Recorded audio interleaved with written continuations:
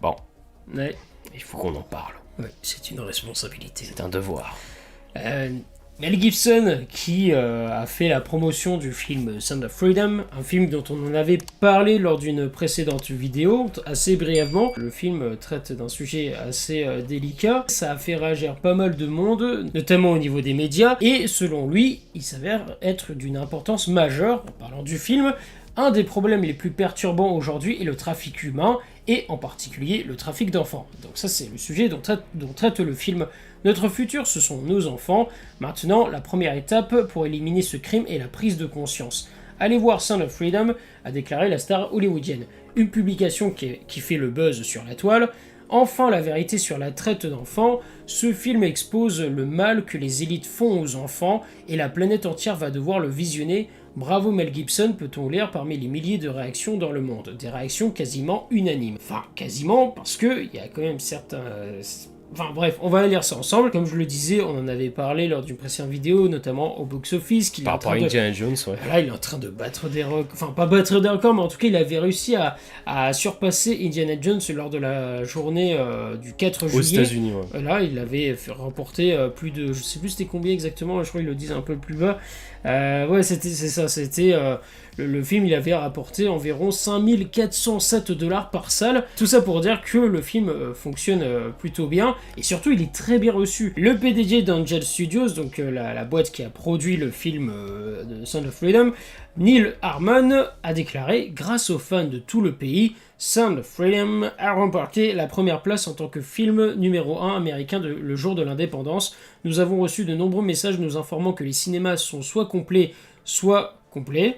Ce film a maintenant pris une vie propre pour devenir quelque chose de plus que cela, un mouvement populaire. Avec une note A+ au CinemaScore, nous sommes le film le mieux noté en Amérique. Le PDG a poursuivi en disant « Cela me donne du courage de voir tant d'abnégation pour ces enfants, de voir des célébrités, des influenceurs, des entreprises et des familles prendre des coups sur les réseaux sociaux pour un ange et un son de liberté. » C'est étonnant et miraculeux de voir cette vague de soutien. On va voir ça tout du long de la vidéo, mais effectivement, les médias se sont donnés à cœur joie pour descendre le film, quoi. Ouais, mais c'est en ça. commençant par, voilà, justement ça. Non, et puis le truc, c'est que quand tu poses la question aux gens, enfin au grand public, j'ai eu la chance de discuter avec certaines des connaissances qui vivent là-bas. Aux États-Unis. Et voilà. Et le truc, c'est que ils sont tous d'accord pour dire, que ce soit eux ou leur entourage, ils ont vraiment apprécié le film parce que ça traite d'un sujet assez particulier, mais qui est quand même... C'est ça qui est intéressant, c'est que non seulement c'est un très bon film, mais en plus de ça, il dénonce quelque chose d'extrêmement important, extrêmement grave, quoi. Et bizarrement, bah, t'as plusieurs grands Et critiques c'est ça qui dérange, quoi. de cinéma qui ne semblent pas apprécier aller dans le sens du grand public. Malgré un énorme succès au box-office. Exactement. Qui appelle au boycott, carrément. Jim Caviezel, l'acteur qui joue donc le personnage principal dans le film, il répond aux attaques des médias. Il a tout simplement déclaré « Ils ont peur, tremblant dans leurs bottes ». Et là, tu peux te demander « Mais de quoi ont-ils peur ?» Mais quand tu creuses un peu plus et quand tu es conscient de ce qui se passe chez certaines élites, de scandales, de choses qu'on essaie de... On a eu l'affaire Epstein, là, qui a été un des plus gros scandales et tout. Et tu sais, qu'on essaie d'occulter, de cacher aux yeux de tous. Une volonté comme si ils avaient peur qu'on découvre quelque chose, tu vois, c'est un mode... Ouais, non, mais c'est ça, en fait, comme s'ils essayaient de cacher absolument quelque chose, et de qualifier des gens qui, justement, prouvent que ça existe, ou en tout cas dénoncent ces choses-là, de les traiter de complotistes, d'extrême droite ou je sais pas quoi, tu vois, alors qu'en fait c'est un sujet qui est extrêmement important, extrêmement sensible, et le fait de voir que ces médias-là se couchent face à ce genre de sujet, en dénigrant ceux qui dénoncent ça, je trouve ça minable en fait, parce que c'est en termes de criminalité, je veux dire, on peut pas faire pire que le trafic d'enfants. Dès le moment où on touche à des enfants à des fins perverses, exactement. À partir de ce moment-là, exactement.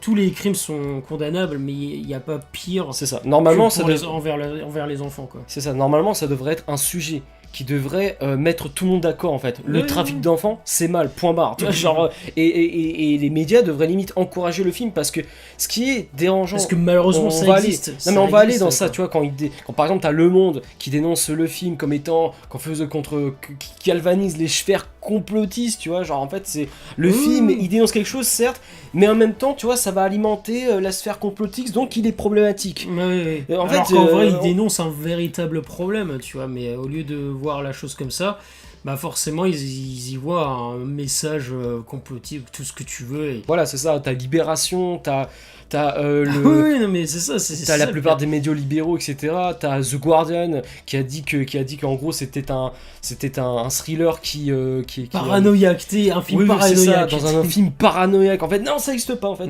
non, c'est hop là, non, ça n'existe pas. Mais moi, ce qui me fait le plus rire, c'est par rapport à Rolling Stone, qui a fait la comparaison avec. Ouais. Enfin, d'un côté. T'as le film qui était sorti sur Netflix, c'était sur Netflix je crois. Mais regarde comment il le qualifie, conscience d'un boomer conspirateur. Oui, quoi, oui. Genre... Mais tu te rappelles, tu sais, le film sur Netflix qui était sorti Mignon, je crois, ouais, je sais plus, c'était avec les enfants, culte, où les enfants étaient hyper sexualisés. Ouais, c'était là. Voilà, exactement. Bizarrement, le traitement, il était pas pareil, là, tu vois. Et là, Rolling Stone avait salué, limite, le film, le thème du film, parce que, voilà, ça avait fait polémique à l'époque aussi, parce qu'on utilisait des enfants. Les enfants, ils étaient hyper sexualisés dans le film. Pour dénoncer, selon la réalisatrice, c'est vrai, bref, qui avait justement dit que c'était voulu pour, justement, choquer les gens et faire comprendre un véritable problème, dénoncer un véritable problème. Il y avait mieux à faire quand même. Je suis d'accord, Moi, je suis désolé, je suis d'accord. Mais pour un film qui aborde le problème du trafic d'enfants, qui est un sujet grave, là, le film va tout de suite le qualifier de complotiste, de scandaleux, qui fait le jeu des QAnon et tout, qui apparemment sera un groupe d'extrême droite et tout, voilà. complotiste, je sais pas quoi. Enfin, en fait, c'est vraiment une façon pour eux de disqualifier, de diffamer, de minimiser en fait. Voilà, c'est ça en fait qui était. Tu vois aussi, on a The Washington Post qui diffame, qui qualifie Jim Caviezel de faire partie de ces groupes de QAnon, etc. Comme on a vu, voilà, espèce de groupe un peu complotiste, etc. Et tout est fait en fait. Les médias font tout pour décrédibiliser la gravité en fait de la situation. Mais c'est ça, mais c'est pire que ça. C'est drôle en fait qu'ils parlent de complotisme, etc. Sous-entendant que ça n'existe pas, ces choses, c'est du fantasme, etc. Tu vois, ça n'existerait pas. Alors qu'en fait, si, en plus de ça, le film est inspiré directement d'une histoire vraie, une histoire qu'a vraiment vécu Tim Ballard, quoi. Et du coup, qui est le personnage qui a inspiré Exactement. Ils se sont inspirés de son histoire pour faire le film. Et en 2006, donc, Tim Ballard s'est lancé dans sa première mission de sauvetage sous couverture alors qu'il travaillait pour le gouvernement, lit-on sur le site d'Angel. Il s'est fait passer pour un touriste sexuel afin d'infiltrer un réseau de trafic sexuel d'enfants à Carthagène, en Colombie. Cette opération a permis de sauver de nombreux enfants et d'arrêter plusieurs trafiquants. Ce fut un moment décisif pour Tim, qui réalisa le besoin urgent d'une organisation dédiée à la lutte contre la traite d'êtres humains. Tu vois, déjà, non seulement la traite d'humains, c'est quelque chose d'atroce, mais encore plus des enfants. Tu vois, bien sûr. Parce que tu te dis, mais quel genre de monstre on peut être pour vouloir acheter des enfants, s'en prendre à des enfants à l'insouciance en fait. Un enfant, c'est un être pur, c'est un être qui est innocent, qui est insouciant. Il y a pas plus pur qu'un enfant. Et en fait, ces gens-là, les gens qui sont pour les trafics, qui valident ces choses-là, ou qui font semblant de croire que ça n'existe pas, comme ces médias voilà, je vais pas les qualifier, mais c'est des médias de merde, je suis désolé. Ces gens-là, en fait, ils comprennent pas que on s'attaque à la pureté, tu vois. Et s'attaquer à la pureté, c'est criminel en fait, tout simplement.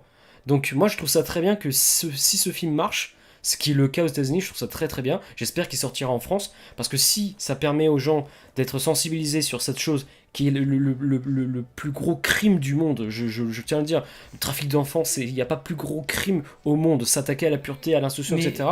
Il n'y a pas plus criminel au monde. Et le truc c'est que...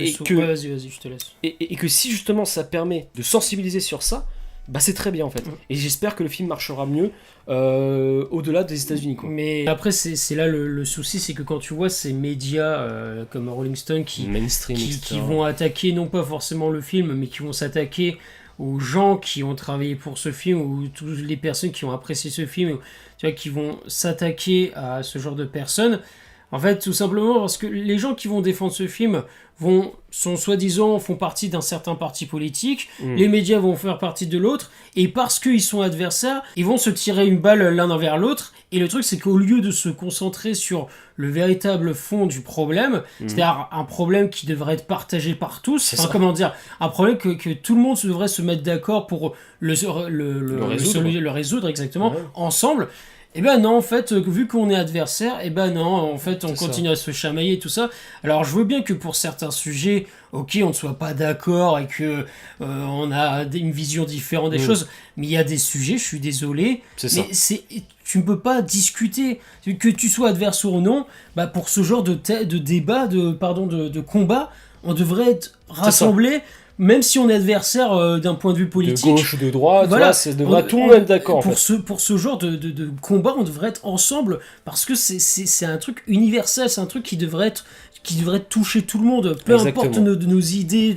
Voilà quoi, c'est là où c'est crasse de leur part, parce qu'en fait ils préfèrent se concentrer sur les, comme tu l'as dit, sur les positions politiques, alors qu'en fait c'est l'égocentrisme. Et donc en fait d'un autre côté tu te dis que c'est étrange, pourquoi ils se concentrent davantage sur le fait de diffamer justement ceux qui ont travaillé pour le film, plutôt que de dénoncer ce qui existe réellement, c'est-à-dire le trafic d'enfants, parce qu'eux ils qualifient ça de complotiste. En fait ça n'existe pas, tu vois, c'est juste du fantasme en fait. Tu te demandes de pourquoi ils vont pas dans ce sens-là. Est-ce que c'est une façon pour eux de se protéger, peut-être qu'ils sont au courant de certaines choses en fait. Ça reste quand même des médias, le The Guardian, etc., le Washington Post, etc. Ça reste des gros médias, c'est pas n'importe qui, ils ont une énorme influence.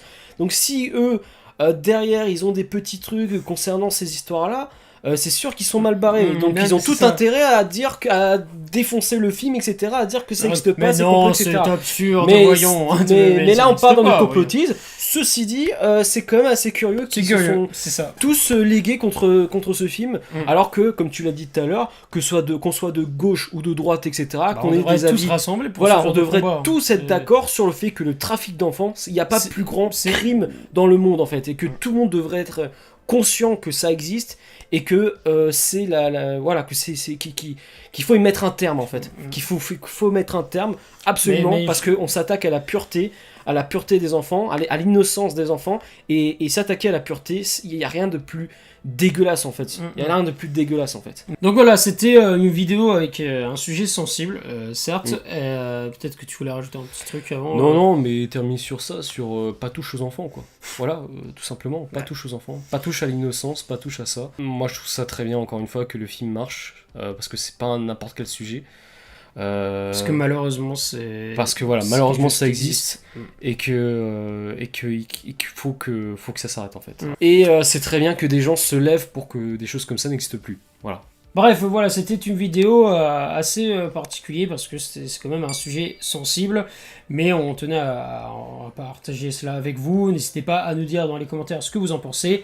Et puis nous, on vous dit à très bientôt pour de prochaines vidéos. Ciao tout le monde. Salut.